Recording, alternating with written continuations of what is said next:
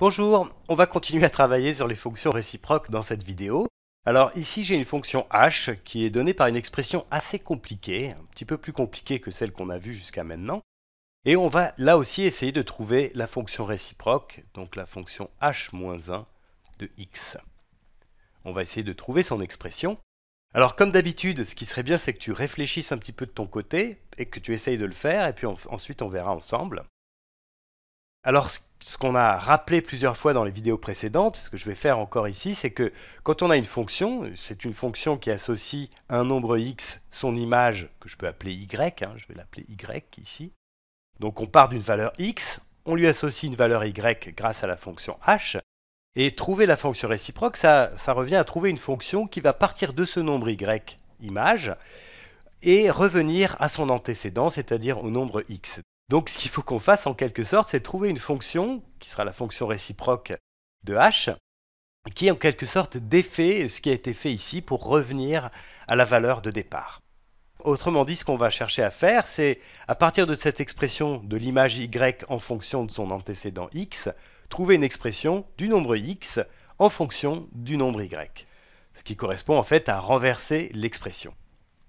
Alors pour faire ça, eh bien, c'est de l'algèbre, il faut manipuler cette expression algébriquement, donc je vais la réécrire. C'est y égale, l'image y s'exprime en fonction de son antécédent comme racine moins, il faut faire attention de ne pas oublier ce moins racine cubique de 3x moins 6 plus 12.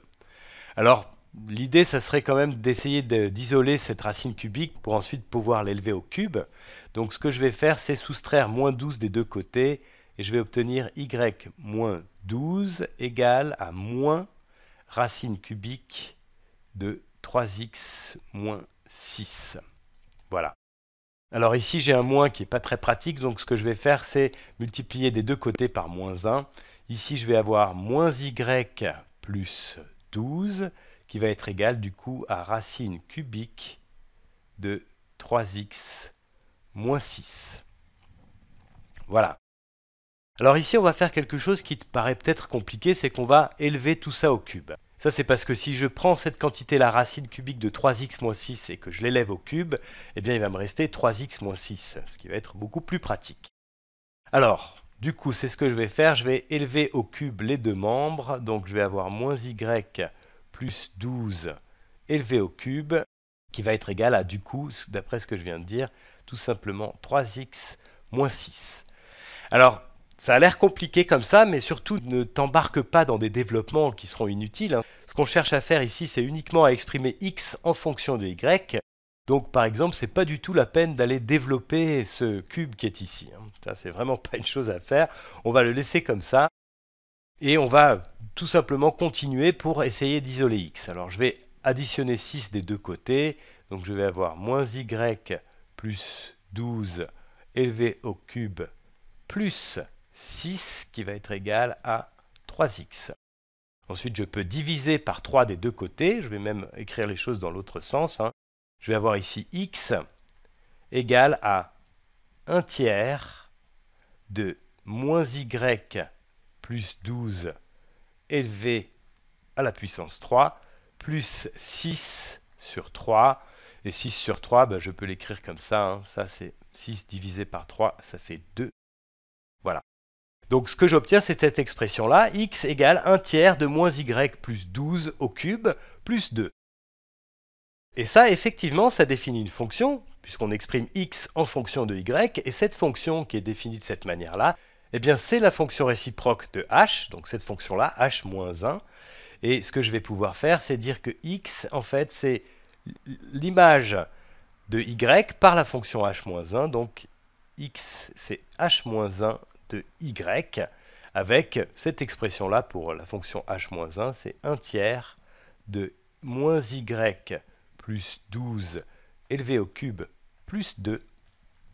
Voilà, donc cette expression-là définit complètement la fonction réciproque.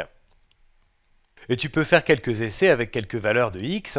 Si tu calcules les images de quelques valeurs de x par la fonction h, et que tu calcules ensuite les images de ces résultats par la fonction h-1, eh bien tu dois retrouver les valeurs de x desquelles tu es parti. Alors ce qu'on a dit dans plusieurs vidéos, c'est que dans cette expression-là, la variable c'est y, mais qu'en fait ce nom-là n'a aucune importance. On pourrait le changer, on pourrait appeler y n'importe quoi d'autre, par exemple étoile. Donc en fait ce qu'on fait ici, c'est partir d'un nombre étoile, et puis calculer son image par la fonction h-1. Et cette image-là, ça sera h-1 de étoile. Étoile étant ici un nombre réel. Donc ici, dans ce cas-là, on pourra dire que h-1 de étoile, eh bien, c'est 1/3 de moins étoile plus 12, élevé au cube, plus 2. Bon, évidemment, ça, c'est pas très classique, c'est tout à fait juste, mais c'est pas très classique. Ce qu'on fait habituellement, c'est noter la variable par la lettre x. Donc, c'est ce que je vais faire ici. En fait, je vais écrire l'expression de h comme de h-1 comme ça. h-1 de x, c'est 1/3 de moins x plus 12 élevé à la puissance 3 plus 2. Voilà, ça, c'est la fonction réciproque de h. Alors ici, on ne s'est pas du tout occupé des domaines de définition, c'est pas un bon réflexe. Quand on te donne une fonction, la première chose à faire, c'est d'aller étudier son ensemble de définitions. Et effectivement, ici, il faudrait étudier l'ensemble de définitions de h et son ensemble image, parce que cet ensemble image va être l'ensemble de définitions de la fonction réciproque. À bientôt!